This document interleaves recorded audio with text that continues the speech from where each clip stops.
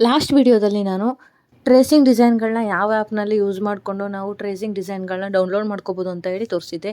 ಇವತ್ತಿನ ವಿಡಿಯೋದಲ್ಲಿ ಡೌನ್ಲೋಡ್ ಮಾಡ್ಕೊಂಡಿರೋಂತಹ ಡಿಸೈನ್ಗಳನ್ನ ಈ ಆ್ಯಪ್ ಮುಖಾಂತರ ನೀವು ಟ್ರೇಸ್ ಮಾಡ್ಕೊಬೋದು. ಅದು ಯಾವ ಆ್ಯಪ್ ಅಂತ ಹೇಳಿದರೆ ನಾನು ಇವಾಗ ತೋರಿಸ್ತಾ ಇದ್ದೀನಿ, ಪೇಪರ್ ಕಾಪಿ ಆ್ಯಪ್ ಅಂತ ಹೇಳಿಬಿಟ್ಟು. ಪ್ಲೇಸ್ಟೋರಲ್ಲಿ ಹೋಗ್ಬಿಟ್ಟು ಪೇಪರ್ ಕಾಪಿ ಆ್ಯಪ್ ಅಂತ ಹೇಳಿ ಸರ್ಚ್ ಕೊಡಿ. ಅದನ್ನು ನೀವು ಇನ್ಸ್ಟಾಲ್ ಮಾಡ್ಕೊಬೇಕಾಗುತ್ತೆ. ನಾನು ಈಗ ಆಲ್ರೆಡಿ ಇನ್ಸ್ಟಾಲ್ ಮಾಡ್ಕೊಂಡಿರೋದ್ರಿಂದ ಡೈರೆಕ್ಟಾಗಿ ಓಪನ್ ಮಾಡ್ಕೊತಾ ಇದ್ದೀನಿ.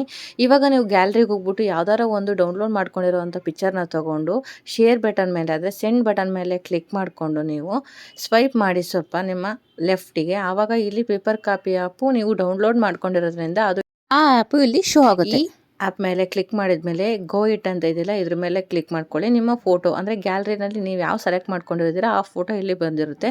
ಆ ಫೋಟೋನ ನೀವು ಇಲ್ಲಿ ಅಡ್ಜಸ್ಟ್ ಮಾಡ್ಕೊಬೇಕಾಗುತ್ತೆ.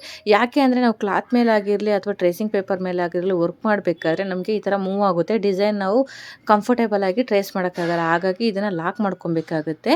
ಡಿಸೈನ್ ಟ್ರೇಸಿಂಗಿಗೆ ನೀವು ಪಿಂಟ್ರೆಸ್ಟ್ ಆ್ಯಪು ಮತ್ತು ಪೇಪರ್ ಕಾಪಿ ಆ್ಯಪ್ನ ಡೌನ್ಲೋಡ್ ಮಾಡ್ಕೊಳ್ಳಿ.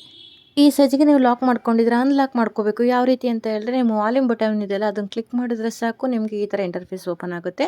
ಮತ್ತೆ ಲಾಕ್ ಬಟನ್ ಮೇಲೆ ಕ್ಲಿಕ್ ಮಾಡಿದರೆ ಅನ್ಲಾಕ್ ಆಗುತ್ತೆ. ಆವಾಗ ಮತ್ತೆ ನೀವು ಅಡ್ಜಸ್ಟ್ ಮಾಡ್ಕೊಬೋದು, ಯಾವ ಸೈಜಿಗೆ ಬೇಕು ಆ ಸೈಜಿಗೆ. ಮತ್ತೆ ನೀವು ಲಾಕ್ ಬಟನ್ನ ಕ್ಲಿಕ್ ಮಾಡಿದರೆ ಲಾಕ್ ಆಗುತ್ತೆ. ಆರಾಮಾಗಿ ನೀವು ಬಟ್ಟೆ ಮೇಲೆ ಆಗಿರ್ಬೋದು, ಟ್ರೇಸಿಂಗ್ ಪೇಪರ್ ಮೇಲಾದರೂ ವರ್ಕ್ ಮಾಡ್ಬೋದು.